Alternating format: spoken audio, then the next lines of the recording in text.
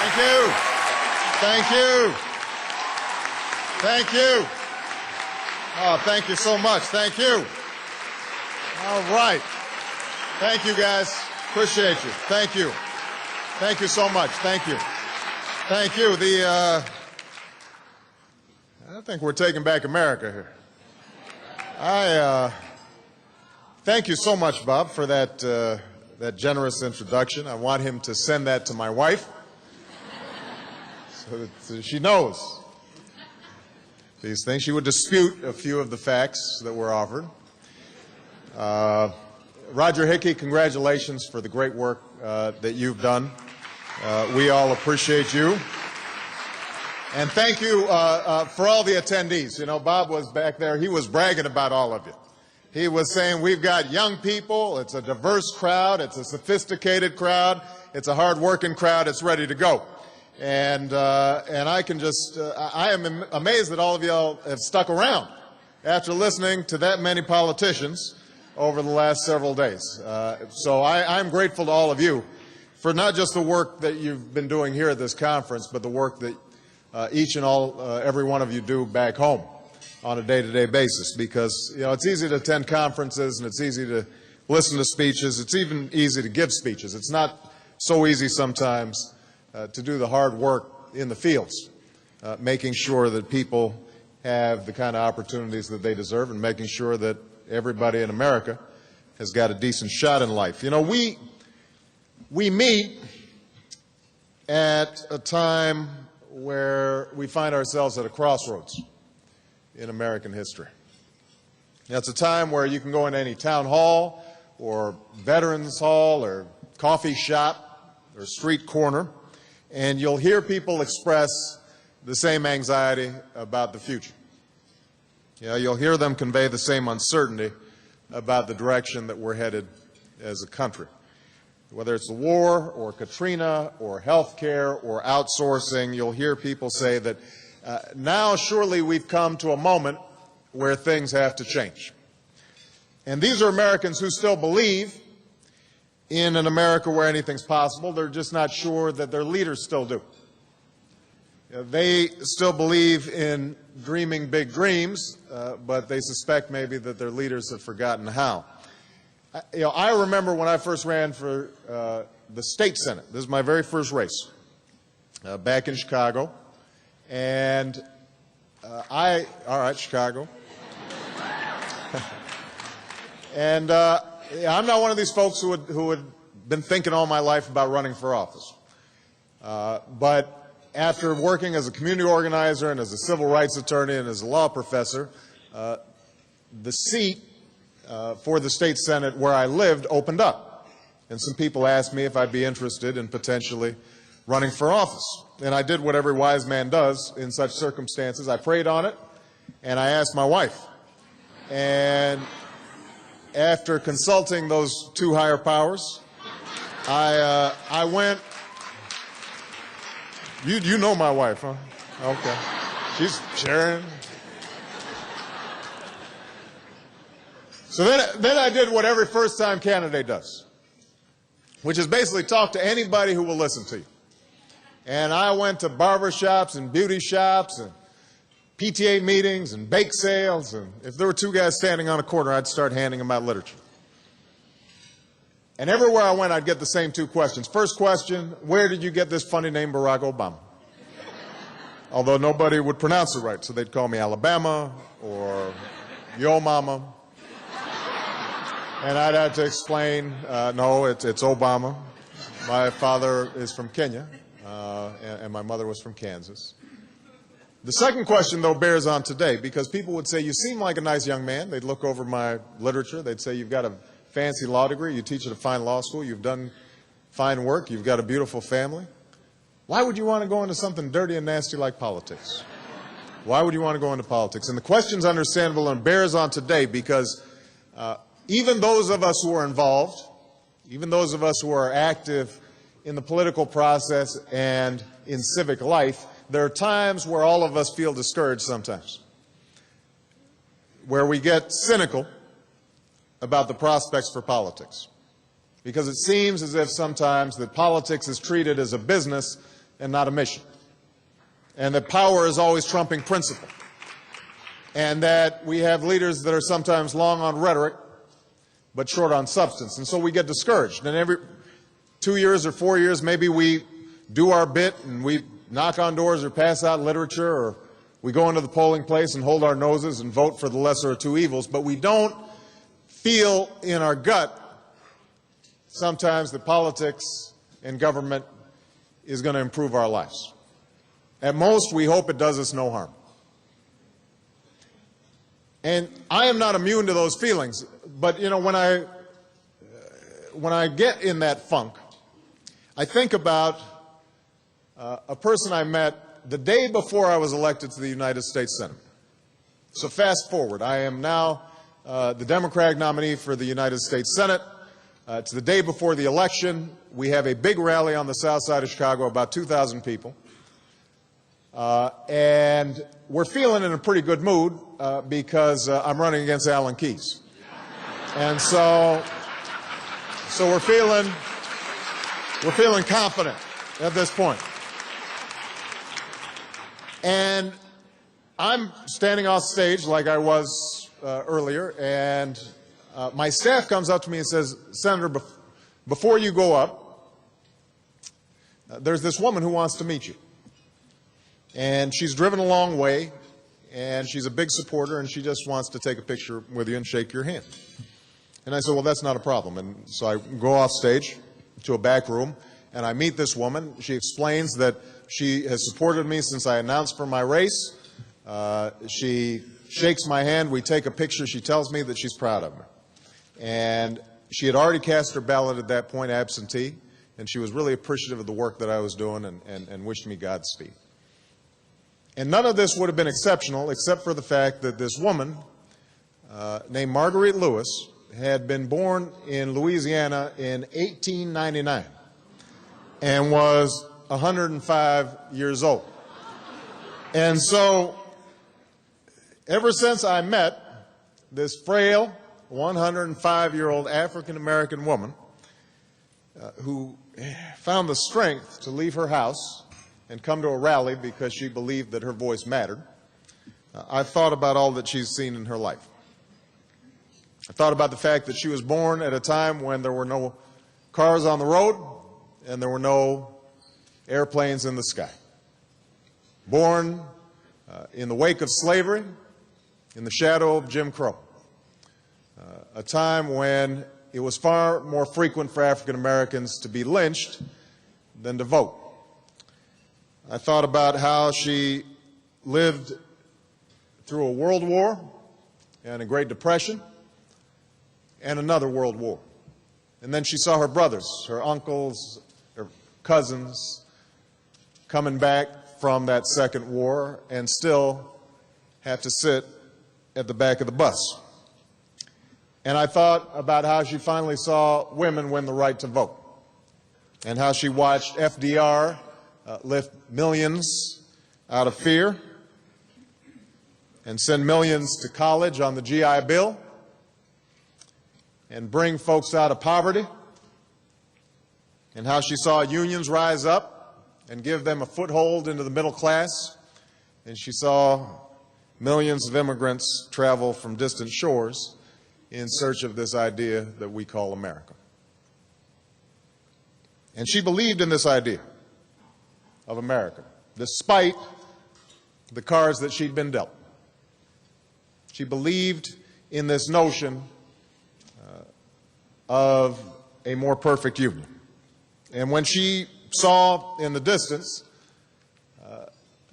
breaking out the civil rights movement over the horizon, she thought, well, maybe it's my turn now.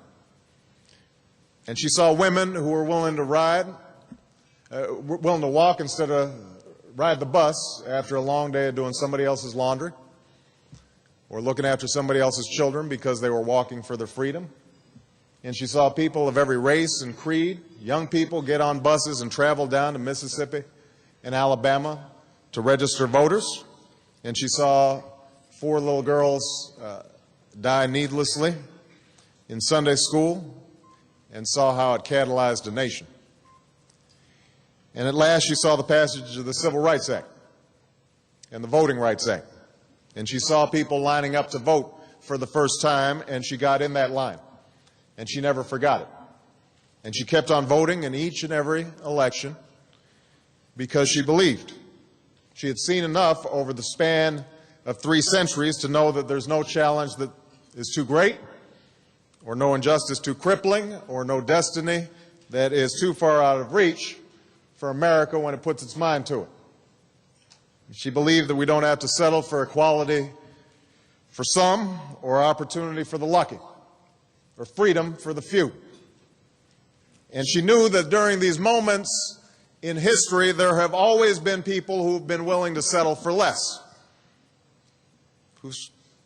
But they've been counteracted by people who've said, no, we're going to keep on dreaming, and we're going to keep on building, and we're going to keep on marching, we're going to keep on working, because that's who we are. Because we've always fought to bring more and more people under the blanket of the American dream. And I think we face one of those moments today. In a century that is just 6 years old, our faith has been shaken by war and terror and disaster and despair and threats to the middle-class dream and scandal and corruption in our government. The sweeping changes brought by revolutions and technology have torn down the walls between business and government and people in places all over the globe. And with this new world comes new risks and new dangers. The days are over where we can assume that a high school education is enough to compete for a job that could just as easily go to a college-educated student in Beijing or Bangalore. No more can we count on employers to provide health care and pensions and job training when their bottom lines know no borders. We can't expect oceans that surround America to keep us safe from attacks from our own soil. But while the world has changed around us, unfortunately, it seems like our government has stood still. Our faith has been shaken, but the people running Washington haven't been willing to make us believe again. Now, it's the timidity, it's the smallness of our politics that's holding us back right now. The idea that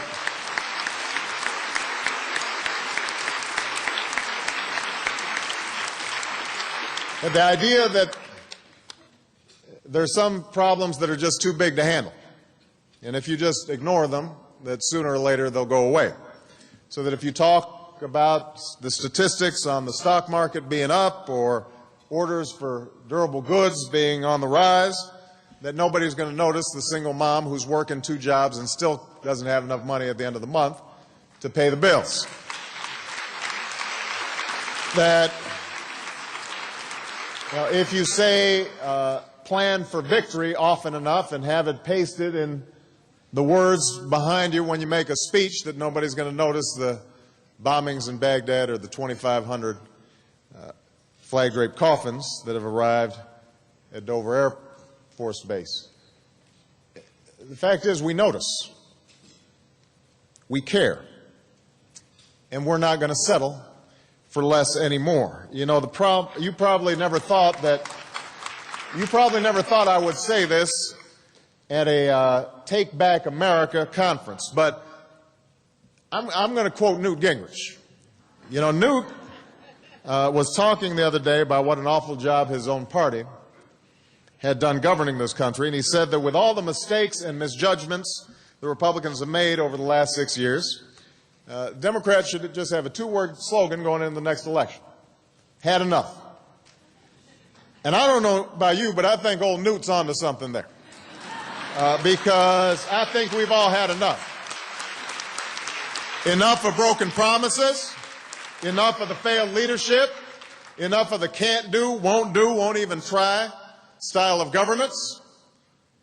4 years after 9/11, I've had enough of being told that the best we can do on economic policy is to provide Paris Hilton another tax break at a time when we can't protect our borders and we can't protect our railroads or our chemical plants or our ports.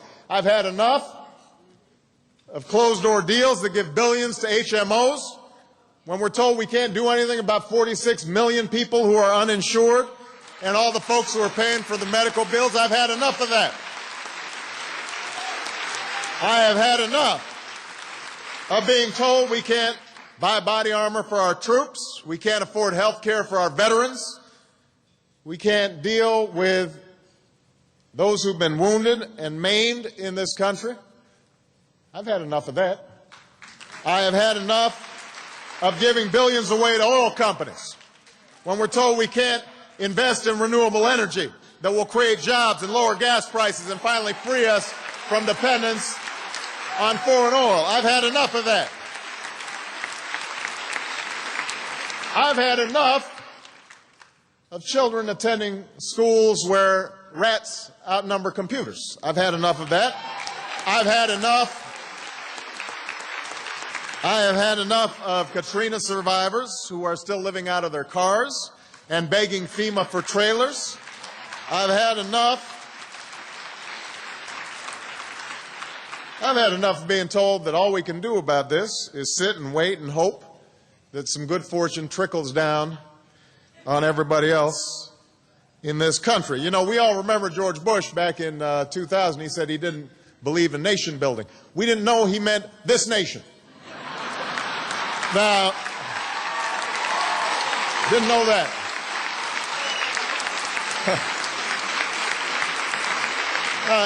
Now, let me say this. I don't think that, I think George Bush loves this country. I really do.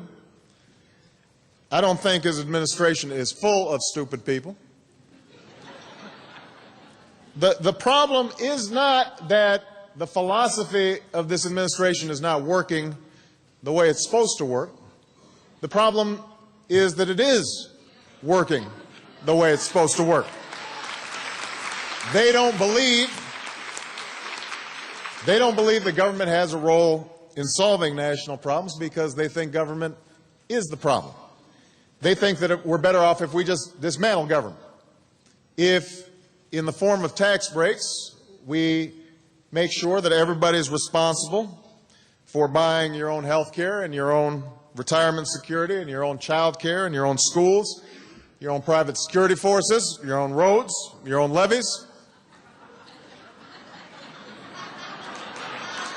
It is called the ownership society in Washington. But, you know, historically there's been another term for it. It's called social Darwinism. The notion that every man or woman is out for him or herself, which allows us to say that if we meet a guy who's worked in a steel plant for 30, 40 years and suddenly has the rug pulled out from under him and can't afford health care or can't afford a pension, you know, life isn't fair. It allows us to say to a child who doesn't have the wisdom to choose his or her own parents and so lives in a poor neighborhood, pick yourself up by your own bootstraps. It allows us to say to somebody who is seeing their child sick and is going bankrupt, paying the bills, tough luck. It's a bracing idea, this idea that you're on your own. It's the simplest thing in the world. Easy to put on a bumper sticker. But there's just one problem. It doesn't work. It ignores our history. Yes, our greatness as a nation has depended on self-reliance and individual initiative and a belief in the free market. But it's also dependent on our sense of mutual regard for each other, our sense that we have a stake in each other's success. You know, that everybody should have a shot at opportunity. Americans understand this. They know that government can't solve all their problems, but they expect that government can help because they know it's an expression of what they're learning in Sunday school, what they learn in their church, in their synagogue, and their mosque. The basic moral precept that says that I have to look out for you, and I have responsibility for you, and you have responsibility for me. That I am your keeper, and you are mine. That's what America is. And so I am eager to have this argument with the Republican Party about the core philosophy of America, about what our story is. We shouldn't shy away from that debate. The time for our identity crisis as progressives is over. Don't let anybody tell you that we don't know what we stand for. Don't doubt yourselves. We know who we are. And in the end, we know that it's not enough just to say that we've had enough. We've got a story to tell that isn't just against something, but is for something.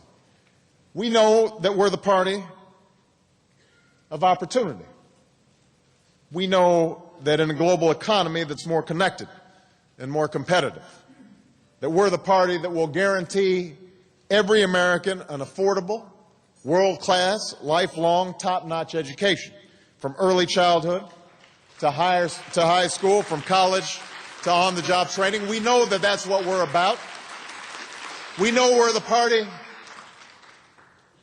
We know that as progressives, we believe in affordable health care for all Americans, and that we're going to make sure that Americans don't have to choose between a health care plan that bankrupts the government and one that bankrupts families.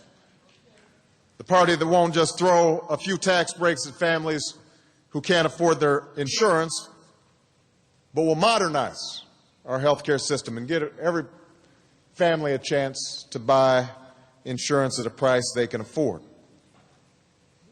Progressives are the folks who believe in energy independence for America, that we're not bought and paid for by the oil companies in this country.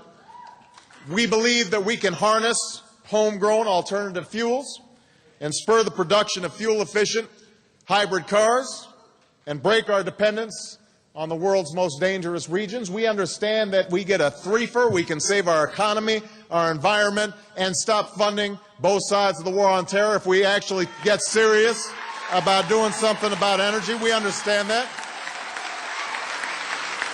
We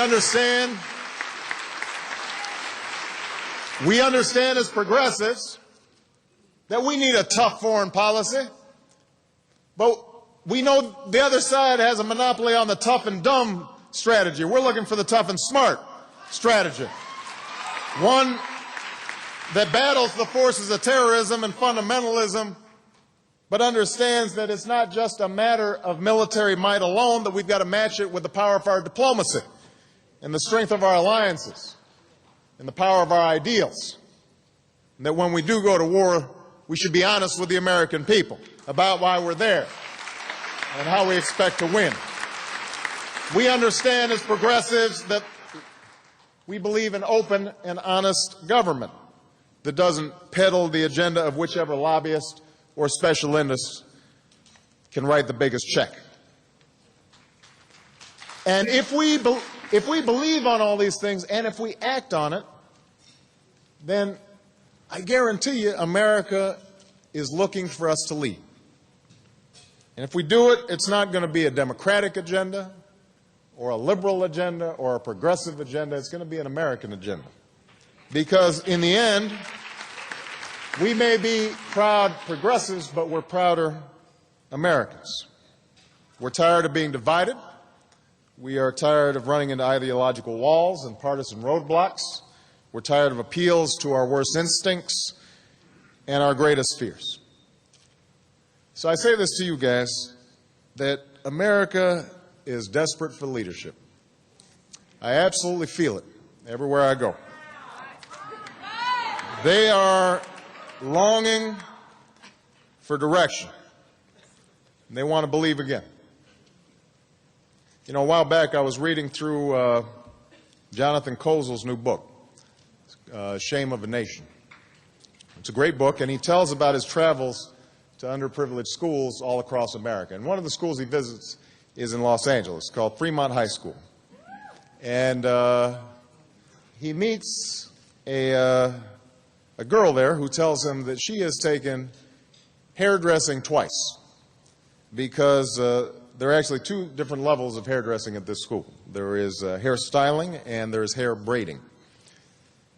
And as this young girl is talking, one of her friends is standing next to her, a young woman named Mariah, and she starts crying. And Kozel turns to her and says, "What's the matter?" And she says this, and I'm quoting. She says, "I don't want to take hairdressing. I don't need sewing either. I knew how to sew. My mother's a seamstress in a factory. I'm trying to go to college. I don't need to sew to go to college. My mother sews. I hoped for something else. I hoped for something else." You know, I think about Mariah sometimes and that simple dream and all the other young people all across this country who have those same dreams of something else. And I have wondered if Mariah is lucky enough to live as long as Marguerite Lewis, 105 years old. She someday has a chance to look back on the 21st century. What will she see? Will she see a country that is freer and kinder and more tolerant and more just than the one that she grew up in? Is she going to see greater opportunities for every citizen in this country? Will all her childhood hopes be fulfilled?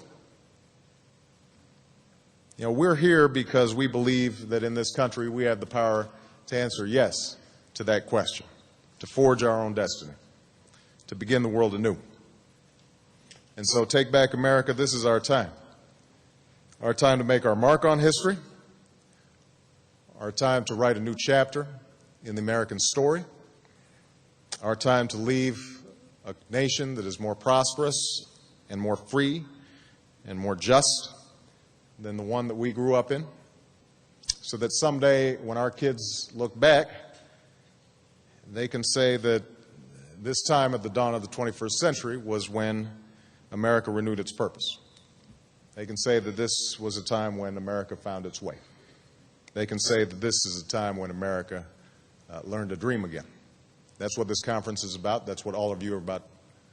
Let's all you can go out there and get busy. Thank you very much, everybody. Appreciate it.